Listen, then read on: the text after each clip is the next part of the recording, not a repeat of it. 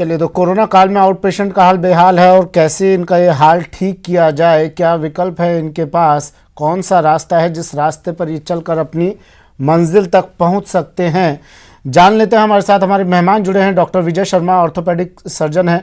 Doctor विजय, स्वागत है आपका न्यूज़ 18 राजस्थान पर सर। डॉक्टर अजय त्रिवेदी, महात्मा गांधी जीवन दर्शन समिति जोधपुर के संयोजक हैं। डॉक्टर अजय, आपका भी स्वागत है सर। सबसे पहले डॉक्टर विजय, मैं आपके पास आ रहा हूँ और एम.के. गुप्ता जी भी हमारे साथ जुड़ गए हैं। Doctor MK. गुप्ता लगातार 3-4 दिनों से हमारे साथ जुड़े हुए हैं और बहुत अच्छी जानकारियां दर्शकों तक पहुंचा रहे हैं। Doctor MK. गुप्ता, स्वागत है सर आपका भी। डॉक्टर विजय, पहले मैं आपके पास आ रहा हूं सर। कई मरीज हैं, जो हमारा आज का मुद्दा है, जो टॉपिक है, पहला सवाल उसी को लेकर ले रहा हूं सर मैं। कई मरीज हैं जो परेशान हो रहे हैं, जिन्हें बीपी की प्रॉब्लम है, जिन्हें शुगर है, जिन्हें बुखार भी है, सामान्य बुखार भी है, वो अब अस्पताल नहीं जा पा रहे हैं। उनकी खुद की घबराहट मान लीजिए, या फिर अस्पतालों में उनके लिए जगह नहीं बची। क्या विकल्प है सर उनके पास? जी देखिए, ये जो अभी महामारी आई है कोरोना के रूप में, इसने पूरी विश्व की चिकित्सा व्यवस्था के जो मैनेजमेंट है उनको झकझोर के रख दिया है। सारी व्यवस्था फेल हो चुकी है और ऐसी कंडीशन में जब सारे अस्पताल और जितने भी स्वास्थ्य केंद्र हैं वह सब कोरोना के मरीजों से ही भर गए हैं, तो जो रूटीन के पेशेंट्स हैं जिनको कोरोना के अलावा दूसरी बीमारियां हैं, उनके लिए एक बड़ी समस्या खड़ी हो गई है। क्योंकि जो स्वास्थ्य तंत्र का जो मैन पावर है, जो इंफ्रास्ट्रक्चर है, वो पूरी तरह से कोरोना के मरीजों को सेवा देने के लिए समर्पित हो चुका है। और उनके अल्टरनेट में अब जो दूसरे मरीज हैं उनके लिए उनके मैन पावर्स की कमी पड़ रही है।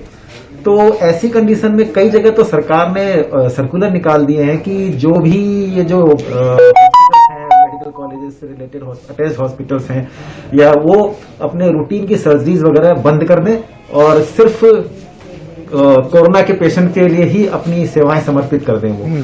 तो ऐसी कंडीशन में इन पेशेंट्स के लिए बड़ी समस्या खड़ी हो गई है कि जो नॉन कोविड पेशेंट्स हैं या जिनका पहले से ट्रीटमेंट चल रहा है, वो क्या करें, वो कहाँ जाएं। तो उसके लिए हम लोगों ने एक व्यवस्था शुरू करी है, जो टेलीमेडिसिन की हम जिसको कहते हैं।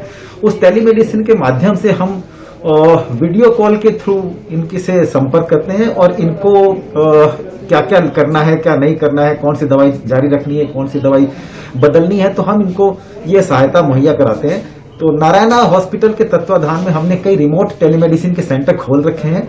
जैसे अभी भी आप चाहे तो देख सकते हैं कि हमारे सामने ये सिस्टम ऑन है और इस सिस्टम के थ्रू जो रिमोट सेंटर में जो हमारे नॉन कोविड पेशेंट्स हैं, उन नॉन कोविड पेशेंट्स को हम अपनी सेवाएं दे रहे हैं।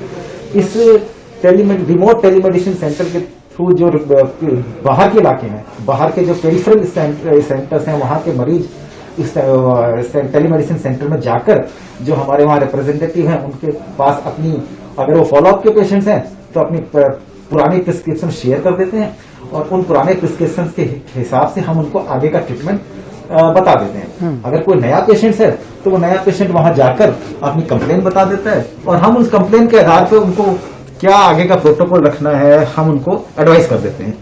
और ये सारी व्यवस्था फ्री ऑफ कॉस्ट है, ये निःशुल्क है, हम इसके लिए कोई चार्ज नहीं कर रहे हैं। तो एक छोटा सा हमारा एफर्ट है कि जो इस तरह के नॉन कोविड पेशेंट्स हैं उनको हम इस महामारी के दौर में अपनी सेवाएं दे सकें, जिससे इन मरीजों को परेशानी ना हो। मतलब कुल मिला के कहा जा सकता है वीसी के जरिए आप कंसल्टेशन देते हैं? जी जी जी। तो सर ये क्या कंसल्टेशन के थ्रू इनको परामर्श देते हैं। हाँ। और हाँ, क्या ये उतनी कारगर है जितना एक पेशेंट अगर अस्पताल में आता है, डॉक्टर से, चिकित्सक से, धरती के भगवान से साक्षात रूबरू होता है, बातचीत करता है, ये उतना कारगर है या सिर्फ अभी काम चलाओ, ठीक है कोरोना दौर में अभी काम चलाओ कर लेते हैं?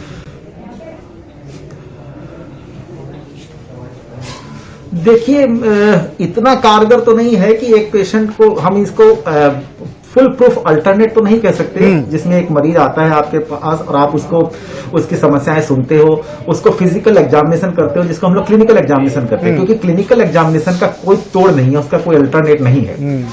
लेकिन फिर भी बहुत सारे मरीज जो आपके फॉलोअप में है, जिनका पहले से आपका ट्रीटमेंट चल रहा है, उनकी आपके पास हिस्ट्री पता होती है, उनका डायग्नोसिस आपको पता होता है और उनके क्या ट्रीटमेंट चल रहे हैं वो आपको पता होते हैं। तो ऐसे मरीजों के लिए तो ये एक अल्टरनेट है।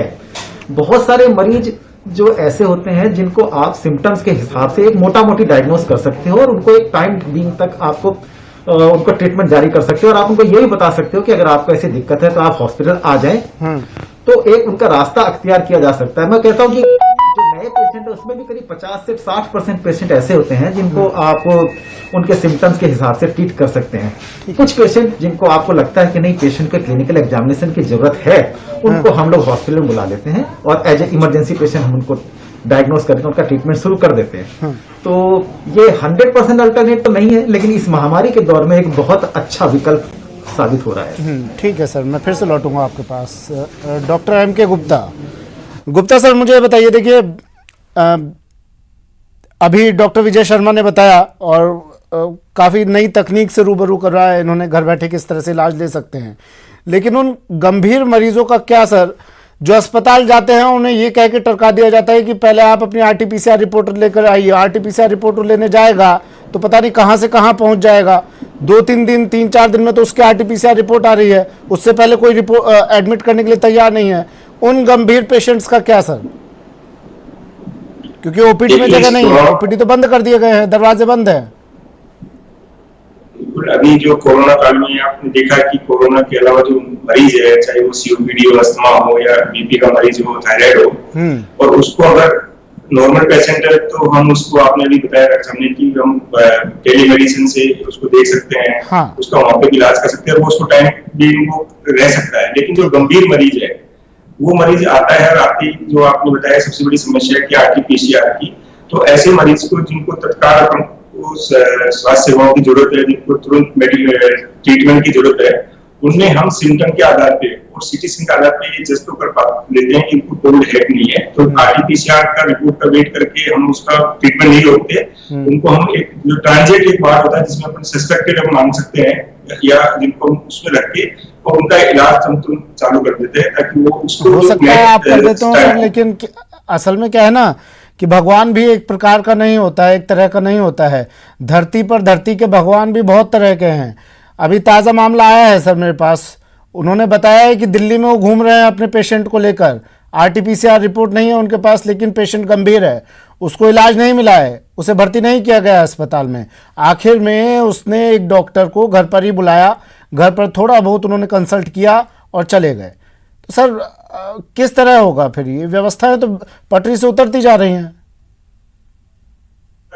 स्थिति खराब हो सकती है क्योंकि जो नॉन कोविड मरीज है वो भी एक सीरियस कंडीशन में आता है, कई बार उनका भी ऑक्सीजन का लेवल काफी नीचे रहता है, जबकि उसको अपना कोविड नहीं होता है। तो हमारी जो इमरजेंसी होती है उसमें आप उनको डिसाइड कर सकते हैं कि ये घर पे मेडिसिन से ठीक हो सकता है या भर्ती, अगर उसको भर्ती की जरूरत है, उसको भी ऑक्सीजन की जरूरत है या उसको और फर्दर कोई ट्रीटमेंट की जरूरत है, तो हम उसको जो बताया कि आपको जब तक वेट करते हैं तब तक उसको ट्रीटमेंट दे सकते हैं।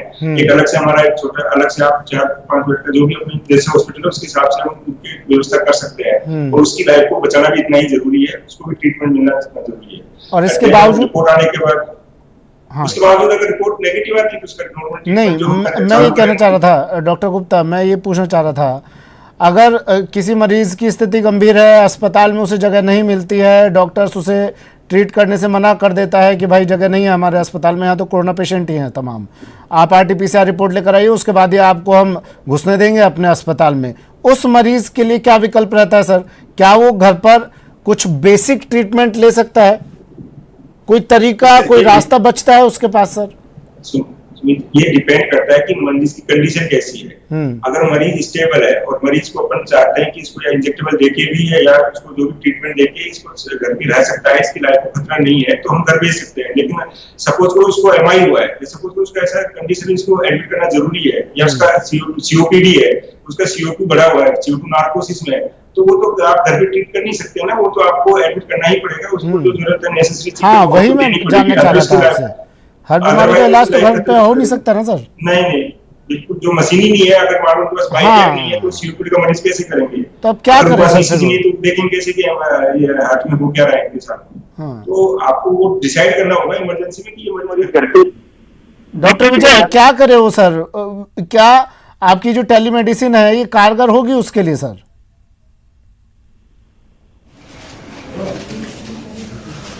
देखिए, टेलीमेडिसिन के थ्रू अगर कोई नया पेशेंट आ रहा है और नया पेशेंट आपको अपनी प्रॉब्लम बता रहा है, अपनी क्लिनिकल कंप्लेंट्स बता रहा है, और उस कंप्लेंट्स के आधार पर आपको लगता है कि वाकई एक इमरजेंसी है, तो आप उनको तुरंत हॉस्पिटल में बुलाएं जैसा कि हम लोग करते हैं। हमको ऐसा लगता है कि ये पेशेंट इमरजेंसी है और इसको इमरजेंसी एडमिशन की जरूरत है, तो हम उनको हॉस्पिटल आने की सलाह देते हैं। और दूसरी बात, जो जहां तक मुझे अभी तक की व्यवस्थाओं का पता है, ऐसा नहीं है कि हम सब पेशेंट को मना कर देते हैं कि आप आरटीपीसीआर रिपोर्ट लेके आए हो तो ही हम आपको एडमिट करेंगे। एक हॉस्पिटल के एक निश्चित अनुपात में जो बेड्स हैं उनको कोविड के लिए सरेंडर किया गया है और बाकी नॉन कोविड पेशेंट्स के लिए समर्पित हैं अभी भी, जहां पर नॉन कोविड पेशेंट का ट्रीटमेंट हो रहा है। अगर कोई ऐसा पेशेंट आता है जिसको दूसरी समस्या है, इमरजेंसी है, तो हम उसको एडमिट करते हैं और एडमिट करने के बाद उसका RTPCR test admission in house हो जाता है उसका। और ऐसा लगता है कि वो पेशेंट नॉन कोविड है तो हम उसको नॉन कोविड जोन में ट्रांसफर कर देते हैं और उसका ट्रीटमेंट शुरू हो जाता है उसका। कई दफे ऐसी समस्या होती है कि सपोज कीजिए पेशेंट को हार्ट अटैक आ गया या कोई ऐसी इमरजेंसी आ गई जिसमें आपको लगता है कि आरटीपीसीआर के टेस्ट का भी इंतजार करने की जरूरत नहीं है पेशेंट की जान बचाने के लिए।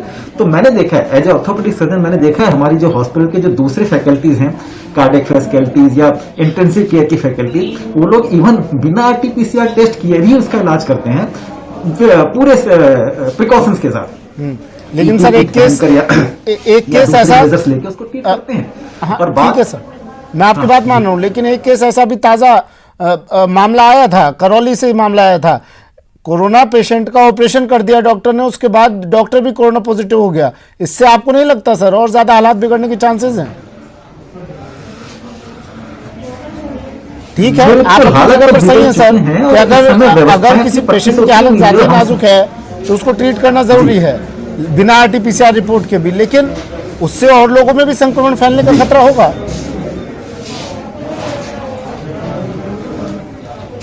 नहीं, संक्रमण फैलने का खतरा तो है ही इस समय। हम ऐसी अवस्था में है कि आप लोगों के घर बैठे बैठे संक्रमण हो रहा है, तो संक्रमण से बचना नहीं बचना तो इस समय अभी आपके हाथ में है ही नहीं। एज ए चिकित्सक मेरी ये जिम्मेदारी बनती है कि अगर ऐसा कोई पेशेंट आता है कि जिसको आरटीपीसीआर का टेस्ट किए बिना भी इलाज की जरूरत है, तो मेरी ये ड्यूटी है कि मैं पूरे प्रिकॉशंस के साथ उसका ट्रीट करूं। और इसीलिए चिकित्सकों को एक भगवान का दर्जा दिया गया जाता है कि वो अपनी जान जोखिम में लेकर भी ऐसे मरीजों का इलाज कर रहे हैं। लेकिन सर डॉक्टर विजय, जो टेलीमेडिसिन का तरीका आपने बताया ये हर जगह तो होगा नहीं उपलब्ध? नहीं, जहां हर जगह उपलब्ध नहीं है, लेकिन जहां भी उपलब्ध है इसकी एक सीमा है, एक लिमिट है। हाँ। अपनी सीमाओं के दायरे में रह के हम सेवाएं दे रहे हैं। हाँ डॉक्टर गुप्ता, हर जगह उपलब्ध नहीं है टेलीमेडिसिन, तो फिर सर वहां के मरीज क्या करें फिर?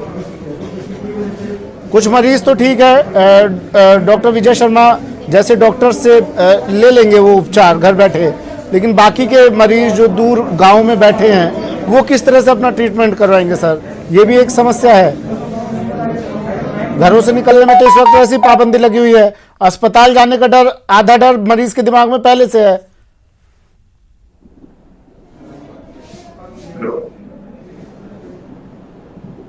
डॉक्टर गुप्ता, हाँ सुन पा रहे हैं? हाँ बिल्कुल सर, बोलिए। मैं कह रहा हूँ कि अभी आप देखिए कि मोबाइल फोन सबके पास रहते हैं और एक व्हाट्सएप पे जो है ना, हम आज उसका भी यूज करते हैं। हमने एक हमारा जैसे हॉस्पिटल है उसका ऐप बना रखा है का, तो वो कोई भी डाउनलोड कर सकता है। उसमें आप अपनी रिपोर्ट है, पेशेंट अपनी हिस्ट्री लिख के डाल देता है। हमारा जो हम बैठते हैं यहाँ पे उसकी हिस्ट्री के हिसाब से उसको मेडिसिन जो उसकी साल के नाम से लिख देते हैं जो अवेलेबल हो जाती है उसको, और वो दे देता है। दूसरा ऑप्शन हम ये करते हैं, अगर उसको ऐप भी डाउनलोड नहीं करना आता तो अपनी व्हाट्सएप पे अपनी समस्याएं लिख सकता है या आपको वीडियो कॉलिंग वहां से भी कर सकता है। तो थोड़ी हद तक हम उनकी दवाइयां उसके सिम्टम को देख के ये डिसाइड कर सकते हैं कि ये घर पे आके है या इनको घर पे आने की या हॉस्पिटल आने की सलाह देते हैं अगर ज्यादा सीरियस होता है। तो थोड़ी थोड़ी मेथड जो आजकल हम कर पा रहे हैं, जितनी हम हेल्प कर पा रहे हैं मरीजों को अपना करते हैं कि व्हाट्सएप से हम कॉल कर लेते हैं, व्हाट्सएप पे मैसेज डाल देता है वो अपनी, अगर उसके पास सैचुरेशन मापने का मशीन है तो SpO2 की फोटो भेज देता है अपनी स्क्रीन की कि मेरा ऑक्सीजन ये आ रहा है, मेरा पल्स ये आ रहा है।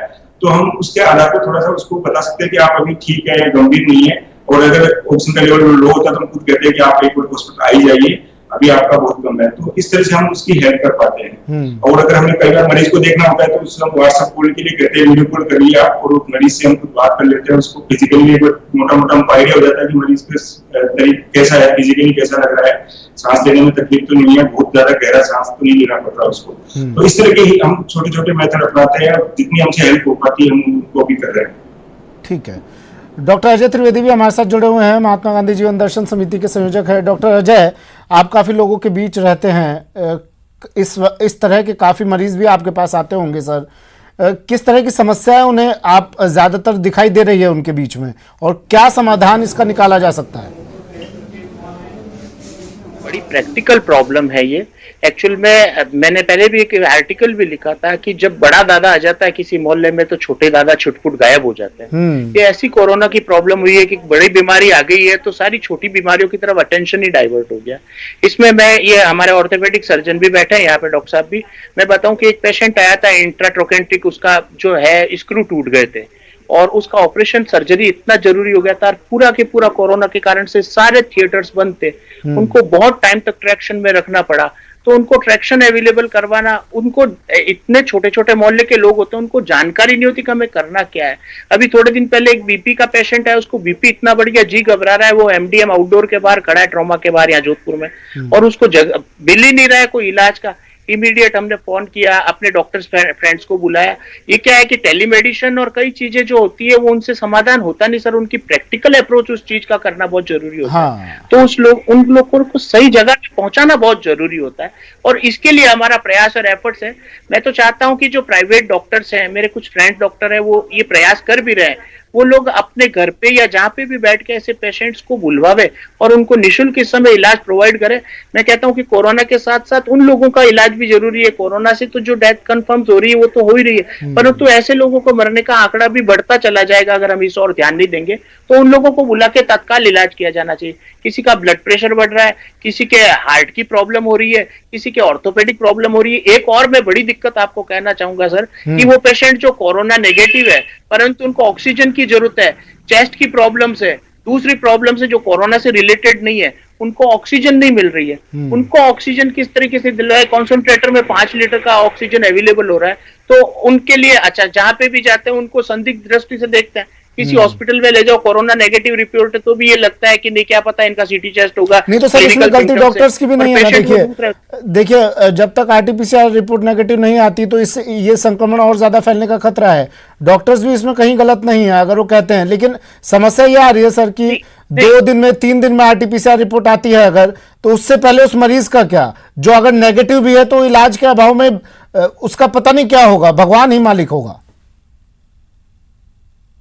नेगेटिव आने के बावजूद भी क्लिनिकल सिम्टम्स मान के उसको इलाज नहीं मिलता है, जबकि वो जो पेशेंट होता है वो बिल्कुल उस इलाज को डिजर्व करता है। हमारा ये धर्म बनता है, हम सोशल एक्टिविस्ट का जितना भी, कि ऐसे पेशेंट्स को उस जगह पे पहुंचा रहे, ऐसे डॉक्टर से उनको इमीडिएट थोड़ा सा दूर से दिखाते, डिस्टेंस रख के दिखाते। इसमें प्राइवेट डॉक्टर से भी हमारी रिक्वेस्ट रहेगी और वो कर भी रहे हैं। मैं कह रहा हूं कर भी रहे, तो उन लोगों को किसी तरीके से ट्रीटमेंट देवे। ये टेलीमेडिसिन से बहुत समस्याओं का समाधान हो जाता है, परंतु प्रैक्टिकल जो है, जमीनी हकीकत है, वो डिफरेंट है। उसमें कई बार आपका क्लिनिकल चेकअप बहुत जरूरी हो जाता है। उस चेकअप को मेरी कोशिश रहती है, मैं करता हूं, लोगों तक पहुंचाता भी हूं, लोगों को पहुंचा भी रहा हूं, परंतु ये एक बड़े लेवल पे इसमें जितने भी लोग हमारे जुड़े करें। दूसरा क्या है, नीम हकीम खतरा जान जो है ना, उनसे बचना बहुत जरूरी है सर। कई लोग तो है ना ऐसे नीम हकीमों के पास पहुंच जाते हैं, कुछ हमारे भारत में राय देने की आदत है, ऐसे लोगों को घर बैठे राय देते हैं, उस राय से बचे। उस समय टेलीमेडिसिन बहुत जरूरी हो जाता है। बिल्कुल। या फिर डॉक्टर एम के गुप्ता, या फिर इसका एक रास्ता ये भी हो सकता है सर, जिस तरह बीच में बात भी हुई थी, मोहल्ला क्लिनिक की दिल्ली में भी काफी खोले गए थे, राजस्थान में भी चर्चा हुई थी मोहल्ला क्लिनिक खोले जाने की। क्या एक उपाय ये हो सकता है कि एक पर्टिकुलर एक एरिया चिन्हित किया जाए और उसमें ऐसे नॉर्मल पेशेंट्स का ट्रीटमेंट किया जाए, छोटे छोटे क्लिनिक ही हो चाहे? हो सकता है कि अपन जो कॉलोनी है, जो मोहल्ले है, उसमें छोटा क्लिनिक में बेसिक सुविधाएं रख दी जाए। उसका ब्लड शुगर है या ईसीजी है, उसका पल्स ऑक्सीमीटर है, वो उसको देख लिया जाए और डॉक्टर उसके आधार पर उसको डिसाइड कर पाए कि भाई ये ट्रीटमेंट लायक, घर पे लायक है तो उसको घर का ट्रीटमेंट दे दे। अगर इसमें एडमिशन का उसको नीड पड़ता है तो जो आसपास का एरिया है वहाँ पे जो बड़ा हॉस्पिटल है उसमें उसको रेफर कर दे, यहाँ पे नॉन कोविड पेशेंट का इलाज होता है। तो ये भी एक अच्छा उपाय है जिसके आधार पे हम जो नॉन कोविड पेशेंट है उनको स्क्रीन करके उनका जो किस आधार पे है, किसको बहुत ज्यादा जरूरत है एडमिशन की, उसको रेफर करें, आधार को आपका ट्रीटमेंट लिख के और घर पे भी उनका ट्रीटमेंट चालू किया जा सकता है। डॉक्टर विजय, कौन सी ऐसी बेसिक नीड्स या बेसिक चीजें, बेसिक चीजों की बात मैं कर रहा हूं, कौन सी ऐसी बेसिक चीजें हों जो एक आज हर व्यक्ति अपने पास रखे अगर इमरजेंसी में उसके काम आ सके? आप क्या एडवाइस करेंगे सर? जैसे ऑक्सीमीटर टाइप की चीजें, कौन कौन सी ऐसी चीजें रखनी चाहिए? जी, सब कुछ एक तो सर देखना भी आ गया है। थर्मामीटर चाहिए उसको टेम्परेचर नापने के लिए, चाहे वो डिजिटल हो चाहे कैसा भी हो। जी, एक उसको पल्स ऑक्सीमीटर रखना चाहिए अपने साथ। एक सिंपल बीपी नापने के जो यंत्र होता है जिसको हम बीपी इंस्ट्रूमेंट कहते हैं, स्फिग्मोमेनोमीटर कहते हैं, वो उनके घर में रहता है। वो भी आजकल डिजिटल आते हैं जो बड़े यूजर फ्रेंडली होते हैं, जो कोई भी यूज कर सकता है, उसके लिए बहुत ज्यादा स्किल की जरूरत नहीं होती है। तो ये 3 चीजें उसको अपने पास रखनी चाहिए हमेशा, जिससे वो अपना बेसिक जो वाइटल्स होते हैं वाइटल्स को मेजर कर सकता है और वाइटल्स के हिसाब से वो अप्रोप्रिएट कंसल्टेशन ले सकता है, राय ले सकता है। ये 3-4 चीजों के हिसाब से मरीज को ये भी पता चल सकता है कि साहब मुझे कितनी दिक्कत है, और इनके हिसाब से वो अपने फिजिशियन को, जहां पर वो फिजिकली अपीयर होकर नहीं जा सकता, तो उनको ये मैसेज कर सकता है, और उनके वाइटल्स के हिसाब से फिजिशियन के लिए भी थोड़ा सा कन्वीनियंट हो जाता है कि कौन से मरीज ज्यादा सिक है और कौन से मरीज नॉर्मल है, किस मरीज को थोड़े दिन के लिए रेफर किया जा सकता है और किसको तुरंत उपचार की जरूरत है। तो ये जो कहते हैं ना कि ट्रायज होता था एक युद्ध के टाइम पे, आपके साथ बहुत सारे लोग आ गए तो आपको छांटना पड़ता था कि इनको तुरंत जरूरत है, इनको थोड़े दिन के लिए रोका जा सकता है और इनको अभी अवॉइड किया जा सकता है। तो ऐसी ही एक व्यवस्था इस समय बनाने की जरूरत है कि किस मरीज को तुरंत उपचार की जरूरत है, किसी को थोड़े दिन के लिए टाला जा सकता है और किसी को ज्यादा दिन के लिए टाला जा सकता है। तो इस लेवल की जो ट्रायज बोलते हैं जिसको हम लोग, ऐसी व्यवस्था की जरूरत है इस समय। ठीक है डॉक्टर अजय, मुझे बताइए कि एक